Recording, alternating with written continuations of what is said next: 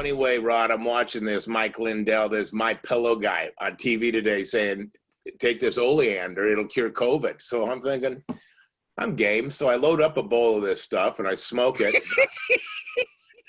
About 20 minutes later, I'm not feeling too good, man. I can't feel my face. I'm all confused. I'm putting a mask on my hands and I'm washing my face and I don't know where I am. So then I go and Google this oleander and wouldn't you know, it's deadly poison. Thanks, My Pillow. I guess when he said, yeah, you'll sleep like never before, he was right. But I recovered barely. But hey, folks, you recovered. Sports. I'm Jeff. My buddy Rod's with me here, and it's just another week of crazy COVID sports, and not a lot of groundbreaking things to talk about, but we've got our local teams, and of course, there's all sorts of crazy stuff going on because of COVID. What have you heard lately, Rod? You know what I did here, Jeff Young? I'm calling this Bootygate.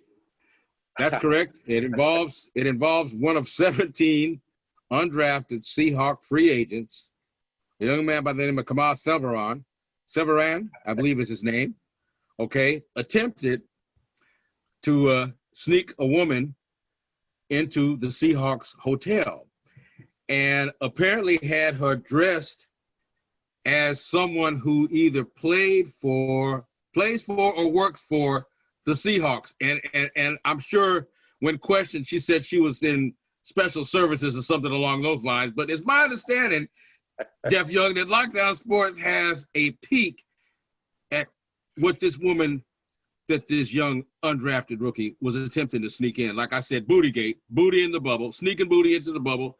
That's perfect call for it. Everybody's been trying to get their hands on this surveillance tape, and nobody's been able to get anything. But once again, here on Lockdown Sports, we've got the inside connections. We know everybody in the game, and we actually got a still from the video. And so let's show that right now. Oops. Oh, no. Hey! Come on, man.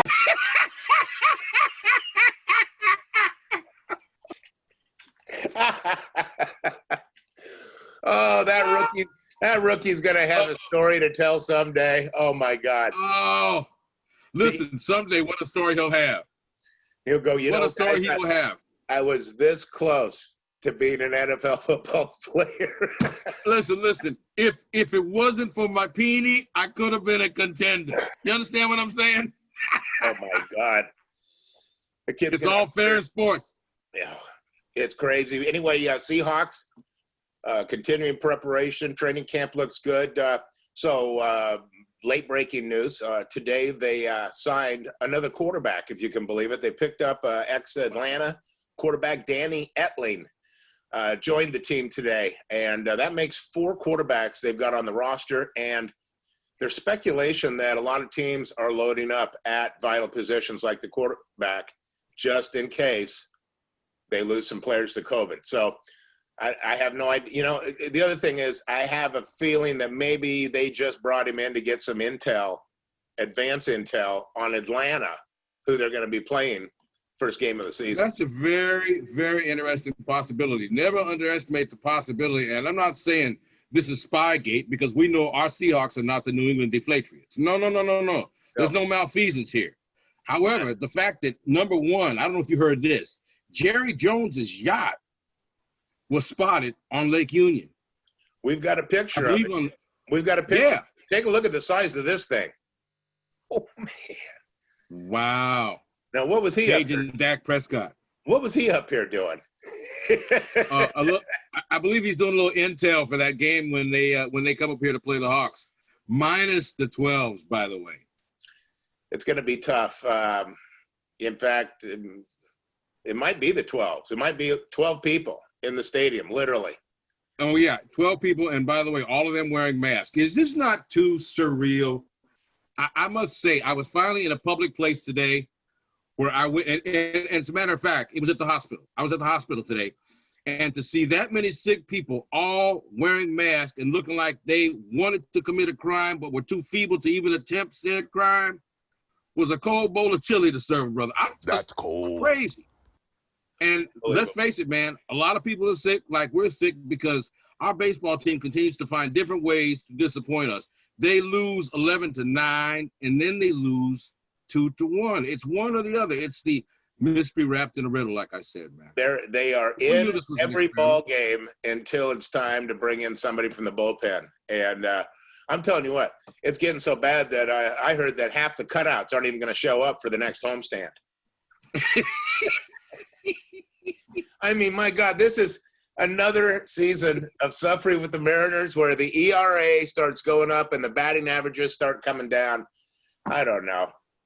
We've been talking about that over-under on that winning 20 games, and it's looking more and more at 7 wins. Like 20 wins might be really a stretch. The over-under on that is still out there. It is. It's open to debate. I'm not a gambling man, but if I was, whoops. Speaking of a gambling man, NBA, Milwaukee Bucks bounced in game 1. I don't know by the time this airs tomorrow how things will look, but I know that they were shocked by the Orlando Magic. Huge upset. And you got to figure, come on, man, the pick to come out of the East, the Milwaukee Bucks, Jeff Young, from Bellagio's, they ascended from the sports pit to the roof, from the sports pit where they were betting on the game to dive into the fountain there at Bellagio's. Oh, man. That's crazy. Oh, that's really crazy. And there's no excuse for it. I mean, none. I mean, hey, well, here's what's up with the bubble. I want you to think about something. The NBA's had no players test positive for this virus. Hint, hint, other sports. Okay. Right. No players have tested positive for the virus this side of a trip for hot wings at a booty call in Atlanta. All right. And he wasn't even tested positive. Okay. So nobody's tested positive. And the bottom line is, in a bubble like that, they are allowed no family, no guests. They get plenty of rest. They play video. They've got an incredible amount of entertainment that they can do. But dig this. No conjugal visits until August 31st. Then, Jeff Young, in a term, they're going to be busting loose in the bubble. They are going to be busting loose. And, of course, I wouldn't be surprised to see a couple of big packages coming from China. Big old rubber sex doll. Anyway. Come on, man. No, the NBA, man, it's what's saving me right now. The action is fantastic. And that Nuggets game the other night against Utah opened up their playoff run. That was pretty exciting. You know what's kind of interesting about the bubbles, though? They had a video clip of this after, what's his name? Mitchell, the kid for Utah? For Utah. Went off. He can play, man. That brother's a player. How many points did he get? He busted over 50? 57. And you know what was so interesting is they had Jamal Murray was walking around the bubble with his camera just about an hour after that game. And Jamal went off for like 39 points and actually lifted them to the win in overtime. And he ran into Mitchell was sitting over there, at a table at a little cafe in the bubble. And that was what's kind of funny because you could hear Jamal go, "Hey, look at my boy, 57." And the guy, he's just shaking his head.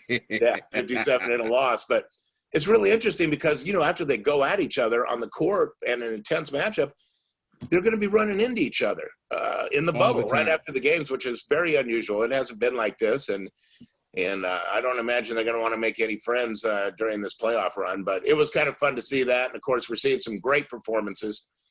And we got one going on right now as we're filming this. And fingers crossed Portland can take care of business against the Lakers.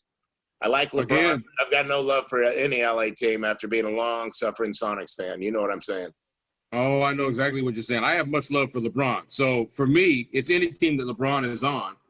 But I got to tell you, part of it is the regional alliance, the fact that we don't have basketball, the fact that Rip City does. And let's face it, they got Butch Cassidy and the Sundance Kid playing guard, shooting guard, and point guard. And both of them have got an arsenal. Oh, my not God. Afraid to shoot. Not afraid. Damian Lillard's not afraid to shoot from the parking lot outside the bubble. Okay? Absolutely. He got no problem launching. Okay? No, they look. So the Lakers have got their hands full. They are going to be a dangerous team. They've been playing every game since they came into this bubble like it's a playoff game, and they worked there and they played themselves right into this playoff match. Should be very exciting to see. Speaking of playoffs, our WNBA Storm are just continuing to storm through the playoffs, aren't they?